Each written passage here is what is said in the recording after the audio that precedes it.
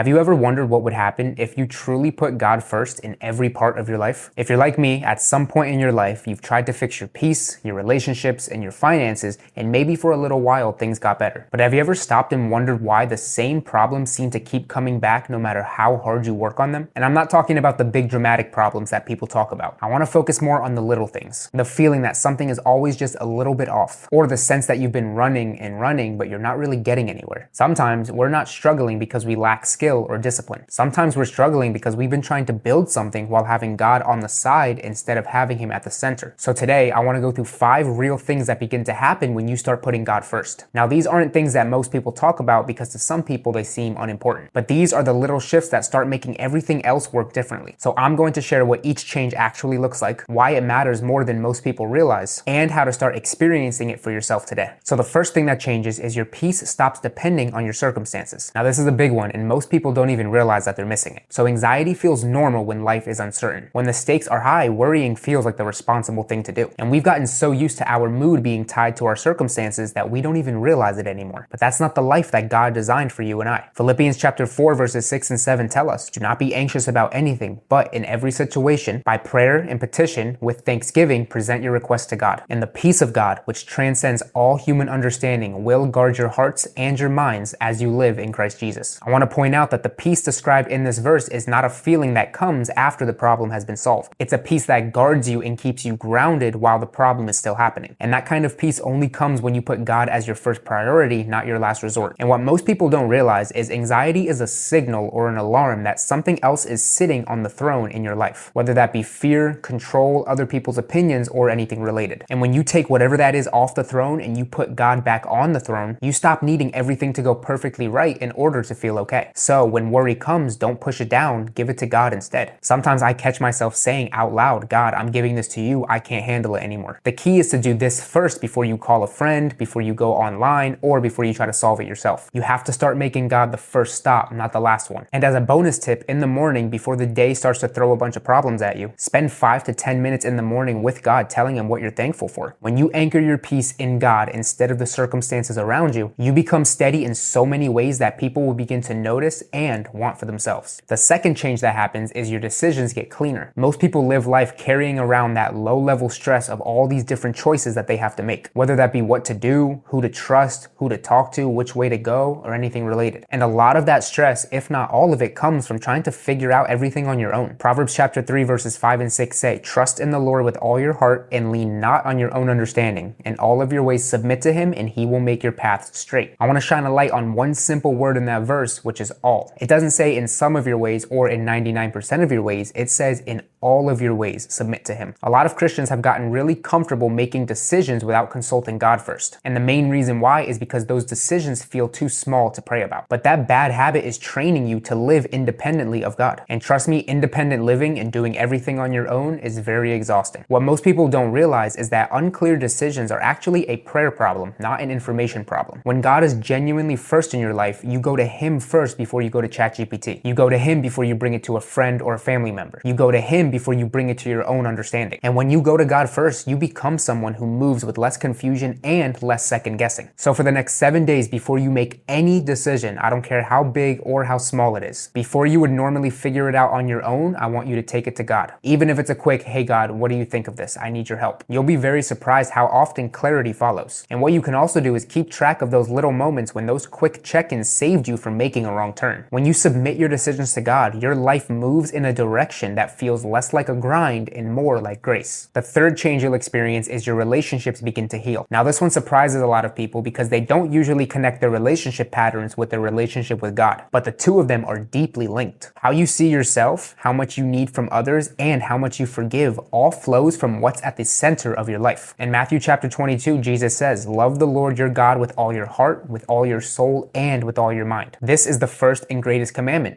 and the second is like it. Love your neighbor as you love yourself. If you look at the order of that commandment, it's God first and then others second. And that's not accidental, because when God is first in your life, you begin to receive your identity, your worth, and your security from Him, which means you stop demanding those things from the people around you. A lot of Christians have grown comfortable going to people first, for direction, for comfort, and for validation, instead of going to God. But when people begin to carry a weight that God already offered to carry for you, relationships start to break. You start to resent people for not filling a void that they were never meant to fill in the first place. What most people don't realize is when you put God first, you actually become easier to be in relationship with. You become more patient, more forgiving, and less reactive. And it's not because you're trying harder or doing all the right things. It's because you're being filled while being connected to the right source. So what I want you to do is identify one relationship in your life that feels pretty heavy right now. Before your next interaction with that person, spend time with God about it. Ask Him what you might be carrying that belongs to Him. Let Him soften what's been hardened. Because when God is your primary relationship, every other relationship starts operating from a place of overflow rather than desperation. Now, change number 4 is your work starts to carry a purpose. Now, a lot of people feel stuck, not because they're in the wrong job, but because they've separated their everyday work from their faith. For most people, work feels like a grind, like it's just something that you endure so you can get to the parts of life that actually matter. But that's not the story that God tells you about your work. Colossians chapter 3 tells us, whatever you do, work at it with all your heart, as if you were working for the Lord, not for human masters, since you know that you will receive an inheritance from the Lord as your reward. It is the Lord Christ who you are serving. Again, I want to shine a light on those words, whatever you do. It doesn't matter how big or small the task is, how repetitive it is, or if anybody sees it. A lot of believers have grown comfortable compartmentalizing. They say faith belongs at church and work belongs at work. But that split leaves a very large part of your life operating without God's presence and power. And eventually, work done without a sense of purpose will drain you. Now, when you start to put God first, even the most ordinary, mundane tasks seem very important. Now you're not just doing your job, you're doing it for Him. And that small internal shift changes how you show up completely. It changes how you treat people and how you feel at the end of the day. So what I want you to do is start reframing your work. Before you start your day, go to God and tell Him, God, I'm doing this for you, use it for your glory. If you need to, write that verse in Colossians chapter 3 verse 23 where you can see it. Remind yourself when frustration comes back, let it redirect you from this is just pointless work to this is my offering to God. When you treat your work as an act of worship, it stops draining you and it starts building something that's meaningful. Now, the last and final change is your faith stops becoming a weekend event and it starts becoming a daily experience. Now, this one definitely is the biggest change of all. Most of the time, most people experience God in different doses. Maybe it's just a Sunday morning or a Wednesday night, or maybe it's in a moment of crisis. And for a lot of Christians, that's enough to feel like they're doing everything right. But there is a version of your faith that's alive every single day, not just activated during emergencies. Psalm 16:8 says, I keep my eyes always on the Lord. With Him at my right hand, I will not be shaken. Again, I want to shine light on the word always. Not just on Sunday, not when I remember, and not when I need Him. David was pretty much describing a relationship that was so central. It changed how he experienced life every single day. We've gotten too comfortable with a scheduled relationship with God. It's not enough to just check in on specific days and in specific moments. When you live like that, faith starts to feel like a chore rather than a lifeline. That's why, unfortunately, a lot of people end up spiritually malnourished while technically still going to church. And what most people don't realize is when you begin to put God first every day, not just on the best days or the worst days, that's what transforms your faith from something that you merely attend to something that you live. So something that I started doing that helped me with this is picking one specific moment in the day where you go and meet with God. And I want you to treat this as a non-negotiable. For me, it's in the morning. You can do it in the morning before life kicks in or at night to wrap up the day. And I want you to just keep it simple at first. Read the scripture and have a meaningful, honest conversation with Him. You don't have to perform a certain way and there's no specific framework. Just show up and empty out your heart to Him. Do this for the next 7 days and watch the difference that it makes. Because when you stop saving God for just the hard moments and you start inviting Him into every moment, your faith stops feeling like religion and it starts feeling like a relationship. So those are the 5 changes that you'll begin to see when God moves from a backup plan to your first priority. I want to hammer this point home that real transformation does not begin with more effort. It begins with better order, and that order is putting God first and everything else will fall into place. God isn't revealing these changes to you to make you feel behind or to make you feel less of yourself. He's revealing them to show you what's already available at your disposal. And at the end of the day, that is a life that works and is meaningful because it's built around Him. You have not missed your window and you have not gone too far down the wrong path. So start putting God first in your life and these bigger breakthroughs will follow. That's going to do it for this video. Thank you so much if you made it to the end. If this resonated with you at all, make sure to drop a like and share this with a friend who might be going through a hard time right now. You never know if this is the message someone might need to hear. Comment below what you thought, and if this kind of content speaks speaks to you, make sure you subscribe for more in the future. Be on the lookout for a new video coming soon. Again, if you made it to the end, I appreciate you, love you guys, and God bless.